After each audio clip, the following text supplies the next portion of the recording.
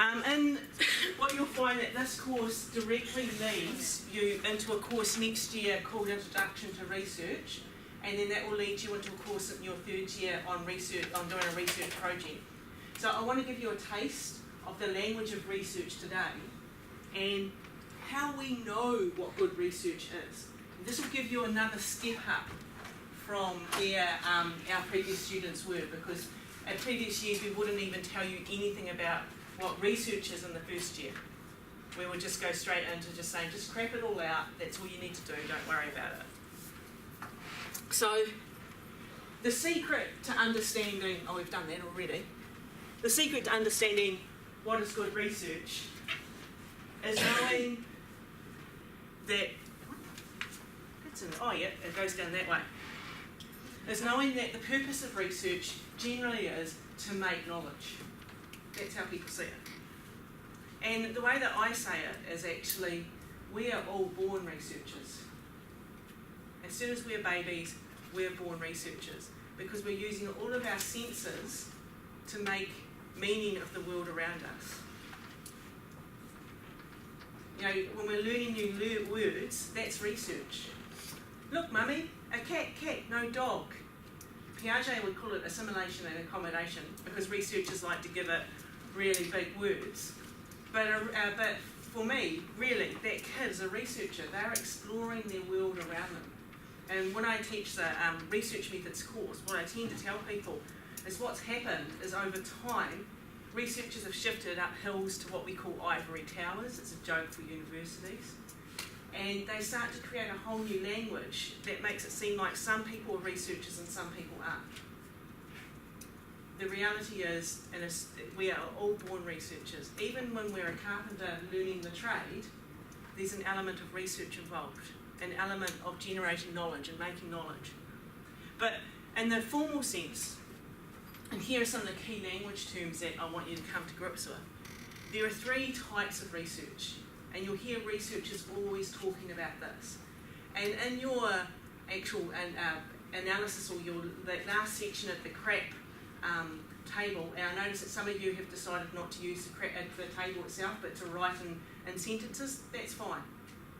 Okay, you don't have to use the table if it's easier to write in sentences. But I'd like to see in that last column you've been able to see if these things are present in your sources. Qualitative is easy to understand if you think of the word quality.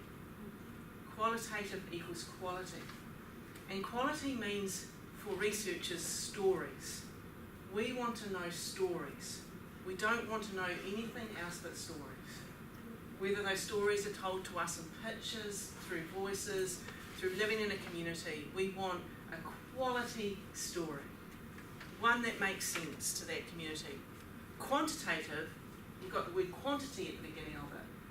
We don't care about stories anymore. We might make one big story, but it's all about the numbers. So quantitative is quantity, numbers. Qualitative is quality, stories.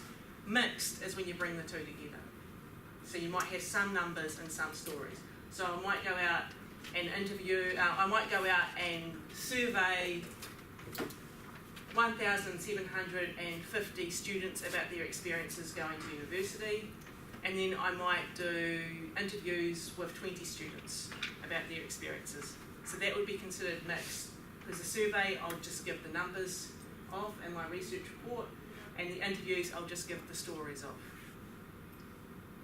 Okay, we have set methods and processes that we have to follow. And what's really important is that we say that all research is guided by a question. And if a researcher doesn't have a question, they'll get lost. And I'm a really good example of that. So I did my master's on women's experiences in prison. I had no question at all. And my master's thesis, as a result, has 3 literature reviews, 2 methodologies, and 2 analysis sections, because I didn't know what I was looking for. It's bigger than my PhD. Much bigger. My PhD's has got 1 of each of those things. But my master's has 3s and 2s of each. And research that would work for us as youth practitioners is that research that we can apply to our practice. Okay, so here are some of the key terms that you're going to see, and we'll see if we can work out what these are. Some of you will already know what these are, but I'll throw you a term and see if you can give me, anyone, a plain English answer for that term. Data. The information. Information. Data equals information. Okay, and if it's a quantitative methodology, that information's numbers. If it's qualitative, that information's stories. So data. Method. How to do it. How to do it. The method is how to do it. Okay, here's the catch one. Methodology. Science. Science of? Methods. Brilliant. Excellent, Danny. That's a fantastic answer. Ology means science of, or theory of. So methodology means theory of the method, science of the methods. And so for my my PhD, which was looking at young people who were considered criminals, my method was to look at how people wrote about them. My methodology was what was called post-structural discourse analysis. So it's a complex term, and I won't go into it. Oh no, I'll just tell you what basically means. Post-structural discourse analysis looks at the whakapapa of the language of the words. So it looks at the history of the language of the words. But yeah, that's the methodology, it's the actual science of it. What's a test? Depends on what they're researching for, so you've got to test to see if certain facts or Something that challenges your method? Something that challenges your methods? I'll tell you what, there's a difference between tests and surveys. So what do you think a survey is? It's a questionnaire. A questionnaire asking lots of questions. Okay, so a survey is asking lots of questions. A test is like a survey. Hey, welcome. Get your plumbing sorted? Now we've got to bring you around the table. We sort of took over a table, as you can tell.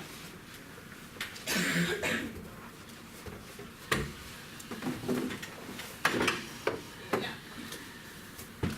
So data. Data is information.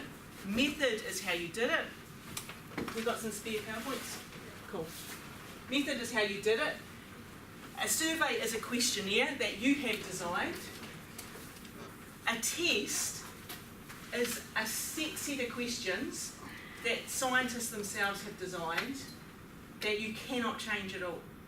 I'll give you an example of what a test is. Do you remember doing things in primary school at the beginning of the year where you would have like these questions A, B, C, D, A, B, C, D? You would have it for maths and English and maybe for social studies. You might have something to read, and it might say, in the passage above, did the chicken lay the egg first, or did the chicken come from the egg?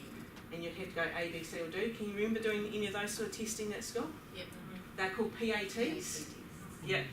They were written by researchers in the New Zealand Council of Educational Research, and they were tested amongst all New Zealand children to see whether they told the truth.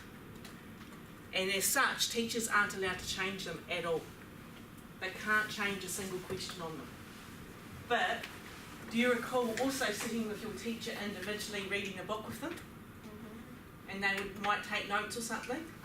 That's like a survey. They're doing what's called a reading comprehension test.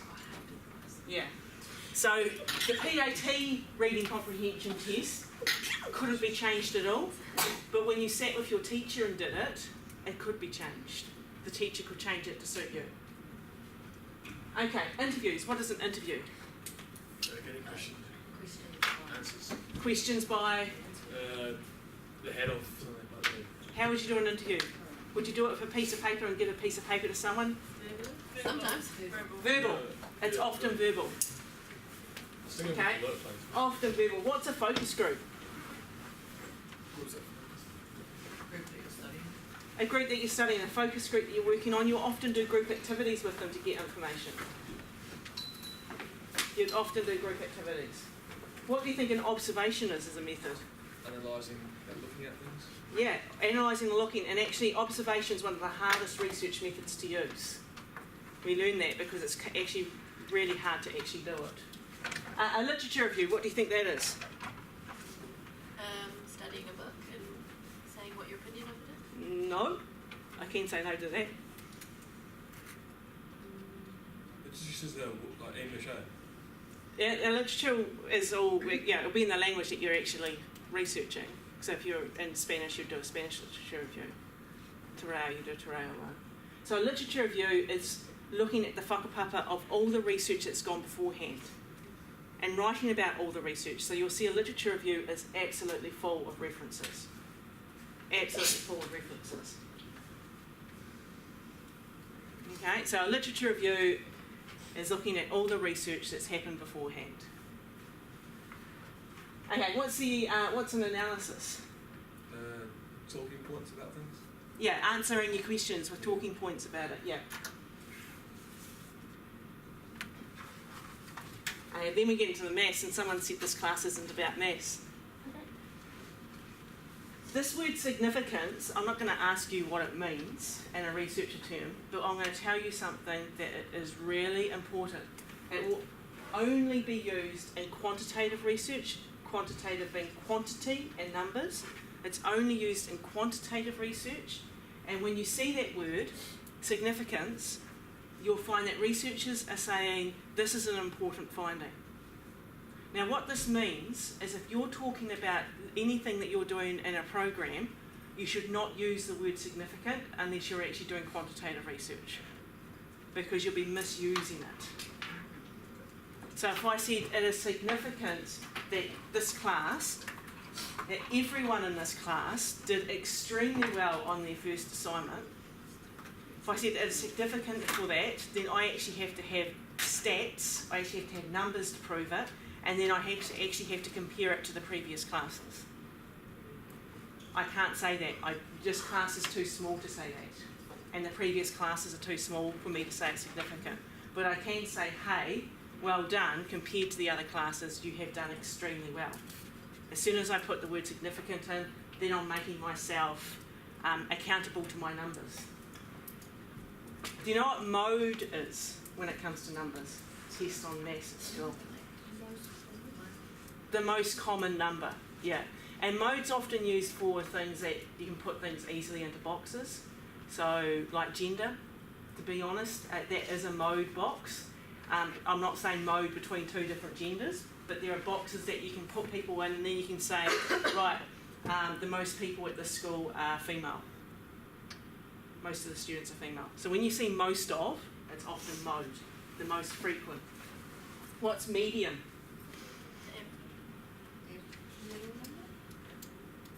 The middle number. The middle number. So when you put all the numbers in a row, the one that's in the middle is the medium. Okay? This will start to make sense over the next few weeks. Okay? What about mean or average? When you add everything together. Yeah, you add everything together and you divide it by whatever the groups are, and the one that comes out in the middle is your medium or average.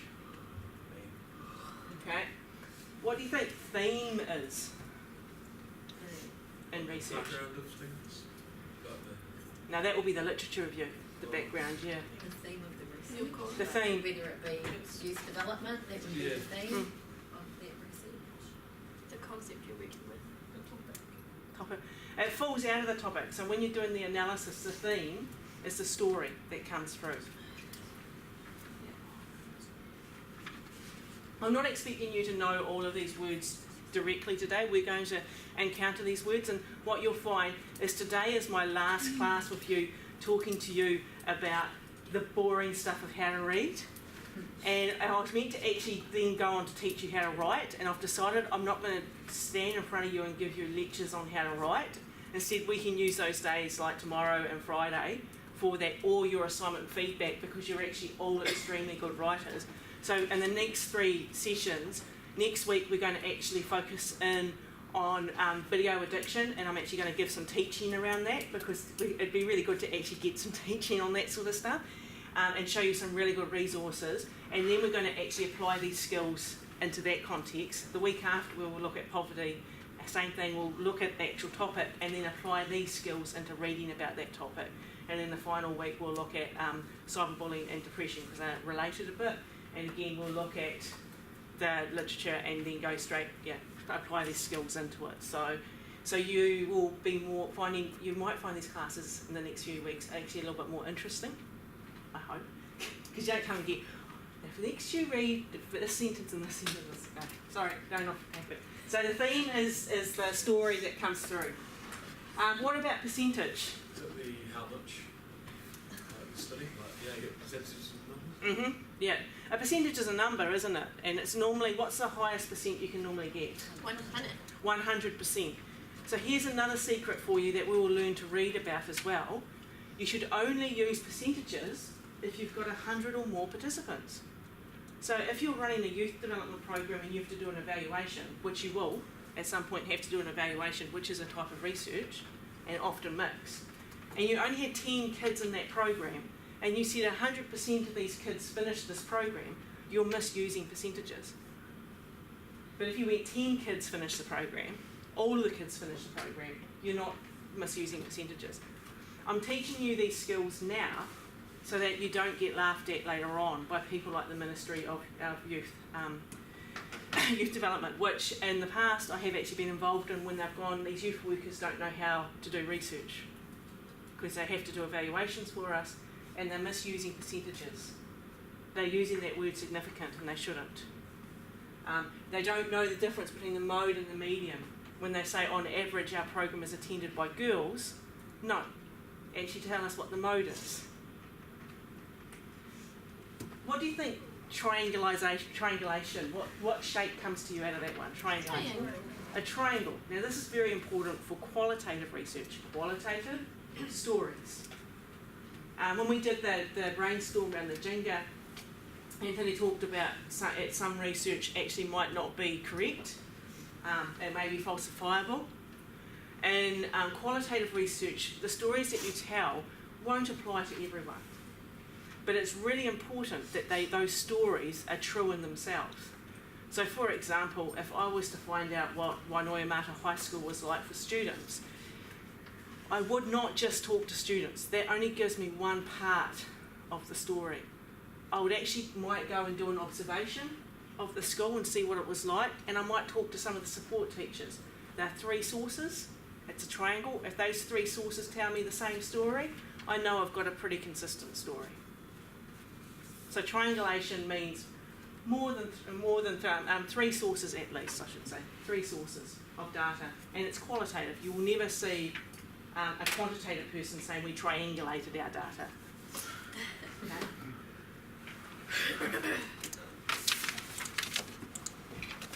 Okay, look, I said to you before, with researchers, the most important thing for us is our question. And often, and I know that many of you will probably not like the quantitative stuff, so we will be looking at how to read quantitative research. But often we fall into a trap, and I could be one of these. I like qualitative research, easy not to do. It's easy to get my mind around because I don't have to be thinking like chi-squares, alpha scores. I don't have to be thinking things that are just, I don't actually understand how they work.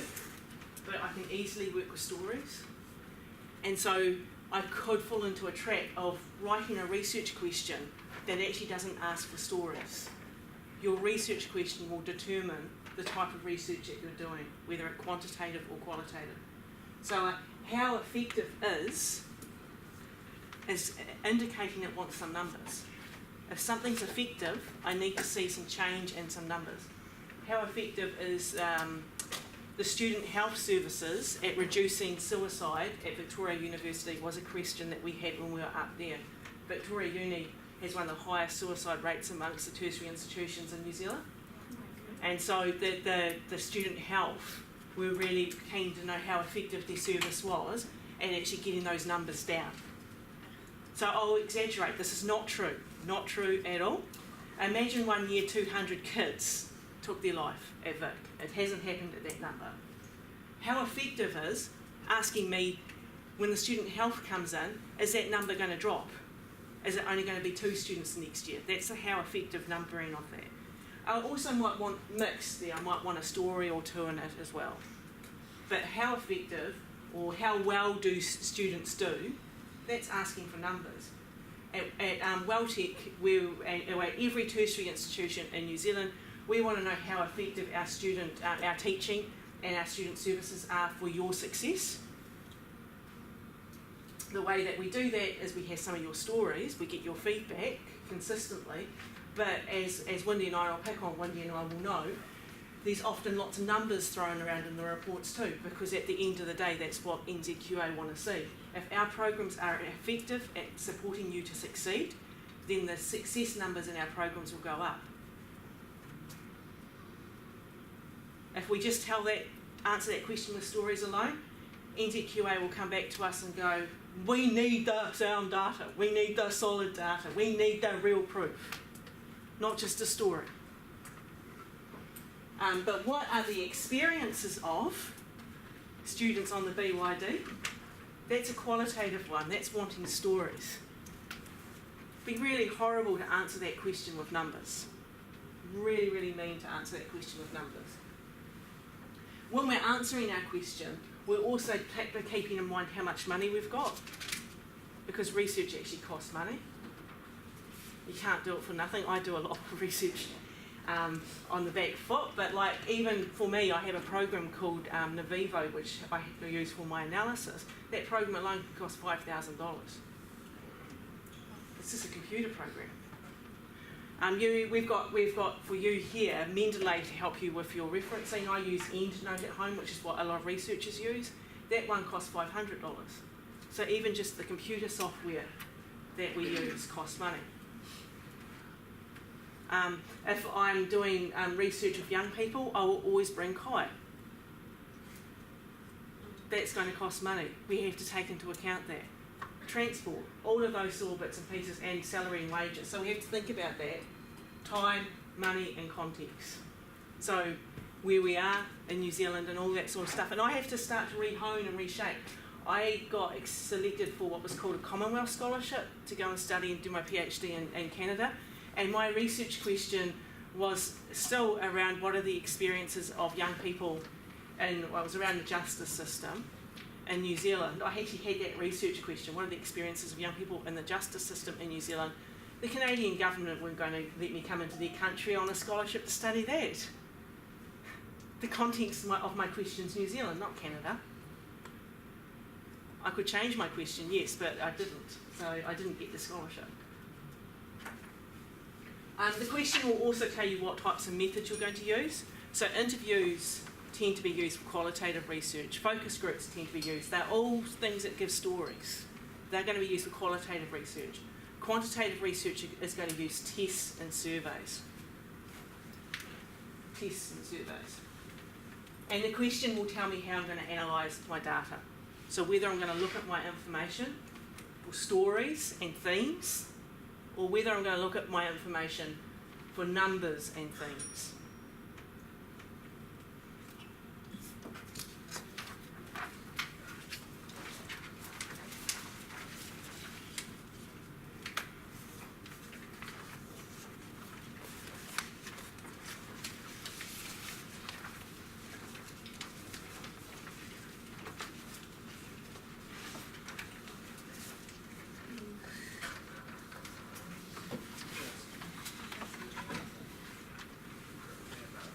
Okay, now I know this is quite hard to read, but I'll talk to it and I'll get this bigger for you because I know that's probably even hard to read down there.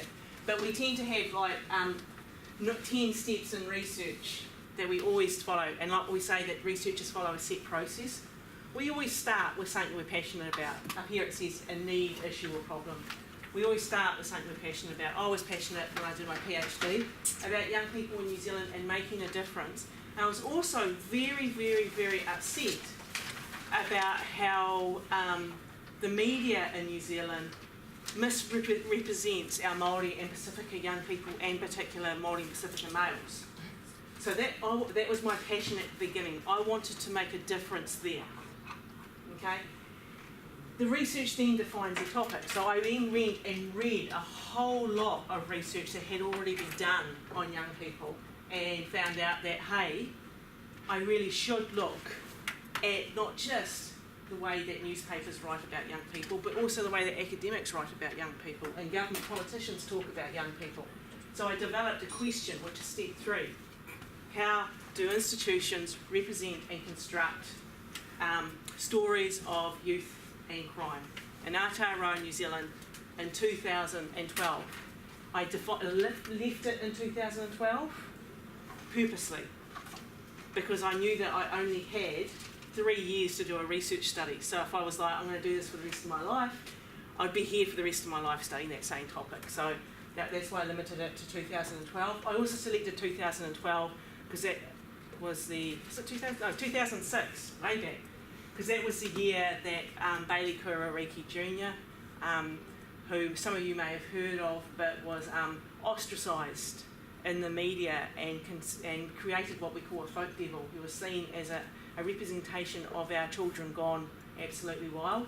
He was involved with a group of young people in the death of Michael Choi in Auckland, who was delivered a pizza to them.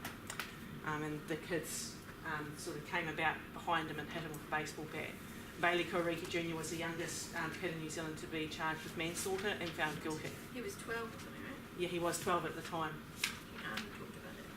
So that was, I was passionate about what was happening in that year. It was also an election year as well. So then I explored even further the literature. That's my literature review. I wrote even more and more and more about it. And I found that my question was right, and I created my methodology and my methods, my post-structural research, discourse analysis, and looking at all these articles that had been published in 2012. I found about 500 newspaper articles, all written on youth crime, about 20 journal articles, and quite a few government policies. They were all written in that year. Decisions made around participants and sampling. For me, participants and sampling are who you're going to actually study, and the sampling is how big is that sample going to be. My participants were newspaper articles and media reports, and the sampling was everything from 2012.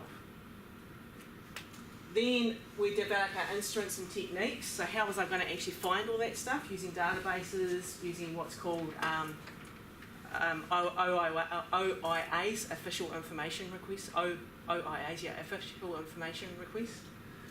And then outlining the ethical implications of my research and going what would be the ethics of it. Like I said to you last week, for me ethics was also around how I was going to represent these young people.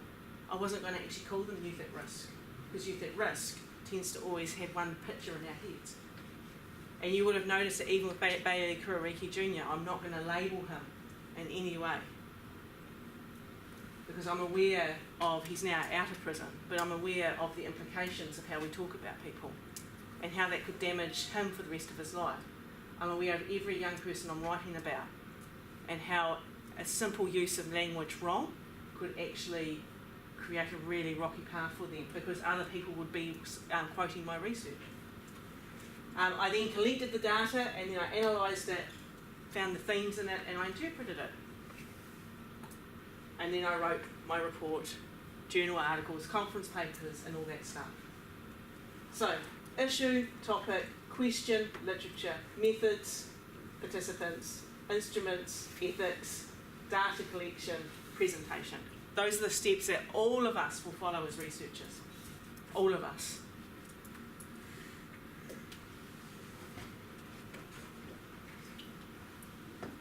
Oh, we've already done that one. Okay, so I'll take a break now, turn this off.